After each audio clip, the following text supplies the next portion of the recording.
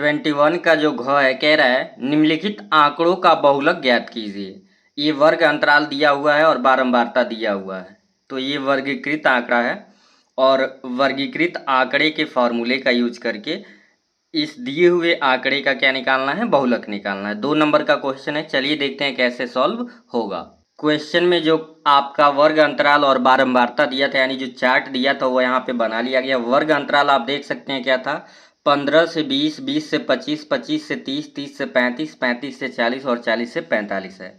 बारंबारता क्या दे रखा है, 3, 8, 9, 10, 3, 2।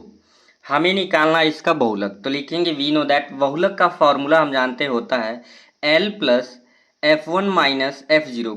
कई जगह पे F1, 2, 3 का यूज किया जाता है, लेकिन एनसीईआरटी के अकॉर्डिंग F1, F0 और F2 का यूज किया जाता है। तो यह है F1 minus F0 by 2 F1 minus F0 minus F2 into H।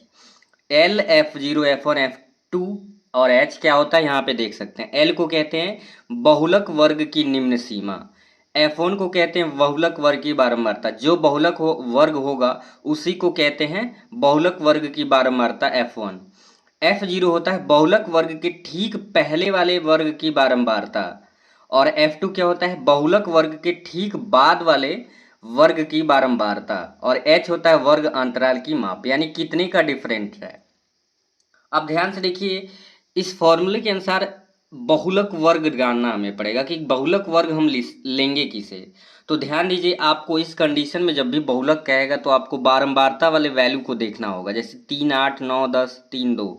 तो जिसकी फ्रीक्वेंसी, जिसकी बारंबारता सबसे अधिक होती है उसी के सामने, मतलब ये जो देख रहे हैं वर्ग अंतराल, वही होता है बहुलक वर्ग माना जाता है। क्या माना जाता है, बहुलक वर्ग।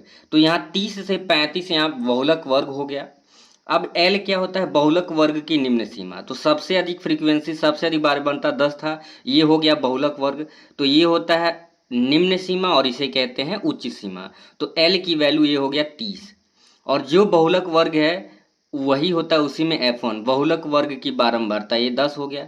F0 क्या होता है, बहुलक वर्ग के ठीक पहले वाले वर्ग की बारंबारता, F0 हो गया 9 और F2 होता है बहुलक वर्ग के ठीक बाद वाले वर्ग की बारंबारता।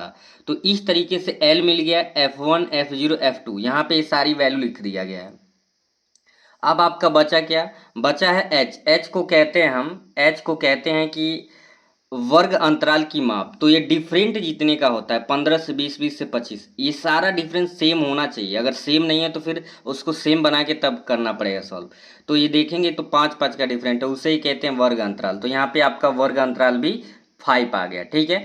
अब ये सारे वैल्यूज को हमें क्या करना है, फॉर्मूले में पुट कर देना है। एक एक करके वैल्यू को हम क्या करेंगे, फॉर्मूले में पुट करेंगे। बहुलक का फॉर्मूला जो था L plus F1 minus F0 by 2 F1 minus F0 minus F2 into H। L की वैल्यू क्या है, 30।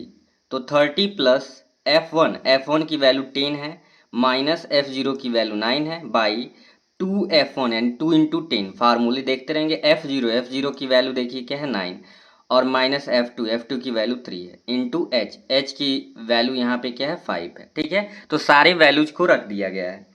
30 को ऐसे ही लिखेंगे, 10 में से 9 को सब्ट्रैक्ट करेंगे 1, 2 10 20 यानी 10 दूना 20, 9 और 3 हो जाएगा 12, माइनस माइनस जोड़ लेंगे, साइन माइनस का रहेगा, इंटू 5 ऐसे ही है नीचे।